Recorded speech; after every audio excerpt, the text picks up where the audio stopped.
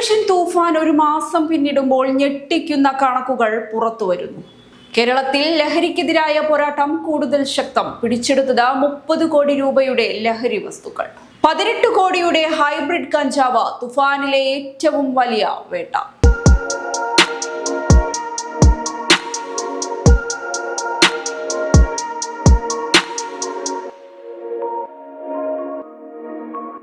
കേരളത്തിൽ ലഹരിക്കെതിരായ പോരാട്ടം കൂടുതൽ ശക്തമാവുകയാണ്. സംസ്ഥാന സർക്കാർ ആരംഭിച്ച ലഹരി വിരുദ്ധ ക്യാമ്പയിനായ operation Toofan the narco hunt ഒരു മാസം പിന്നിടുമ്പോൾ പുറത്തുവന്ന കണക്കുകൾ ഞെട്ടിപ്പിക്കുന്നതാണ്. വെറും ഒരു മാസത്തിനിടെ 30 കോടി രൂപ വിലമതിക്കുന്ന ലഹരി വസ്തുക്കൾ പോലീസ് പിടിച്ചെടുത്തു.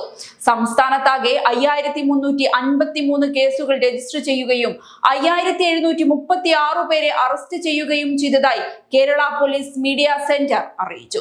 കേരളത്തിലെ വിദ്യാലയങ്ങളും കോളേജുകളും കേന്ദ്രീകരിച്ച് പ്രവർത്തിക്കുന്ന ലഹരി മാഫിയയുടെ വേരറുക്കുക എന്ന ലക്ഷ്യത്തോടെയാണ് ഈ പ്രത്യേക ദൗത്യം ആരംഭിച്ചത്.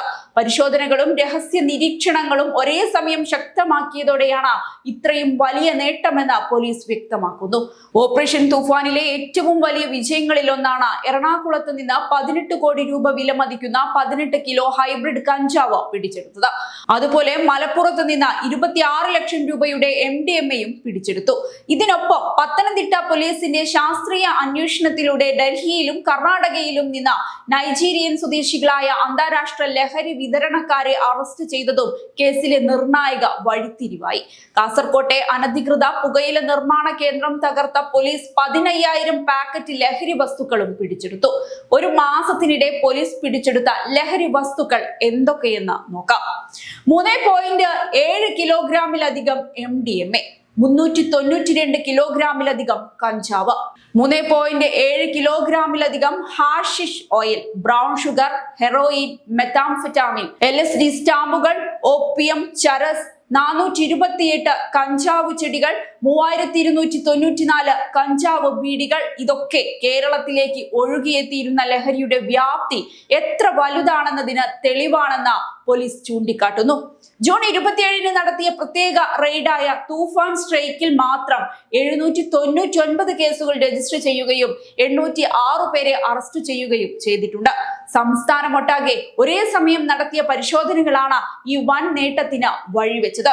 സ്കൂൾ കോളേജ് പരിസരങ്ങളിൽ നിരീക്ഷണവും പരിശോധനയും ശക്തമാക്കിയതോടെ ലഹരി വിൽപ്പനയും ഉപയോഗവും ഗണ്യമായി കുറഞ്ഞു വരുന്ന പ്രവണതയുണ്ടെന്നും പോലീസ് പറയുന്നു. ഓപ്പറേഷൻ തൂഫാൻ ലഹരി പിടികൂടുന്നതിൽ മാത്രം ഒതുങ്ങുന്നില്ല.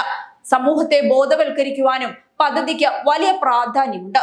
ഇതിനോടകം സംസ്ഥാനത്താകെ 6005 ബോധവൽക്കരണ ക്ലാസുകൾ, 279 കൗൺസിലിംഗ് പരിപാടികൾ, ലഹരിക്ക് അടിമപ്പെട്ട 15 പേരെ പുനരധിവാസ കേന്ദ്രങ്ങളിലേക്ക് മാറ്റിയത്, സ്കൂൾ കോളേജ് പ്രൊട്ടക്ഷൻ ഗ്രൂപ്പുകളുടെ നേതൃത്വത്തിൽ 5100-ലധികം ബോധവൽക്കരണ പരിപാടികൾ എന്നിവ സംഘടിപ്പിച്ചിട്ടുണ്ട്. അന്താരാഷ്ട്ര ലഹരി വിരുദ്ധ ദിനത്തോടനുബന്ധിച്ച് സംസ്ഥാനത്താകെ നടന്ന പ്രതിജ്ഞാ പരിപാടികളിലും റാലികളിലും 20 ലക്ഷത്തോളം വിദ്യാർത്ഥികളും പൊതുജനങ്ങളും പങ്കെടുത്തു. കൊച്ചിയിൽ നടന്ന ചടങ്ങിൽ ആഭ്യന്തര വകുപ്പ് മന്ത്രി തൂഫാൻ വാരിയർ ബാഡ്ജ് വിതരണം ചെയ്തു. 140 നിയോജക മണ്ഡലങ്ങളിലായി മന്ത്രിമാർ, MLA-മാർ, ജനപ്രതിനിധികൾ, ഉദ്യോഗസ്ഥർ, വിദ്യാർത്ഥികൾ, സന്നദ്ധ സംഘടനകൾ, മത, സാമൂഹിക, സാംസ്കാരിക സംഘടനകൾ തുടങ്ങി വലിയ ജനപങ്കാളിത്തമാണ് പദ്ധതിക്ക് ലഭിക്കുന്നത്. ലഹരിയുടെ ഉറവിടം കണ്ടെത്തുവാനും രാജ്യാന്തര ശൃംഖലകൾ തകർക്കാനുമായി കേന്ദ്ര ഏജൻസികളുമായി ചേർന്ന് പ്രത്യേക നടപടികളും ആരംഭിച്ചിട്ടുണ്ട്. ഇതിന്റെ ഭാഗമായി T-INT എന്ന പ്രത്യേക യൂണിറ്റ് രൂപീകരിക്കുവാനും ഡ്രോൺ നിരീക്ഷണവും സൈബർ ഇന്റലിജൻസും കൂടുതൽ ശക്തമാക്കാനും തീരുമാനമായി.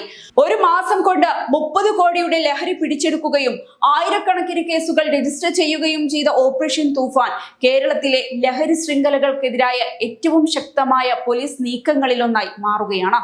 ലഹരി വ്യാപനത്തിനെതിരെ കർശന നിയമ നടപടികളും അതോടൊപ്പം വിദ്യാർത്ഥികളെയും യുവജനങ്ങളെയും ബോധവൽക്കരിക്കുന്ന ജനകീയ പ്രചരണവും ഒരുമിച്ച് മുന്നോട്ട് കൊണ്ടുപോകുന്നതാണ് പദ്ധതിയുടെ പ്രത്യേകത. വരും മാസങ്ങളിലും ഇതിലും ശക്തമായ നടപടികൾ തുടരുമെന്നും ലഹരി മാഫിയക്കെതിരായ പോരാട്ടം കൂടുതൽ വ്യാപിപ്പിക്കുമെന്നും സംസ്ഥാന പോലീസ് മേധാവി അറിയിച്ചു.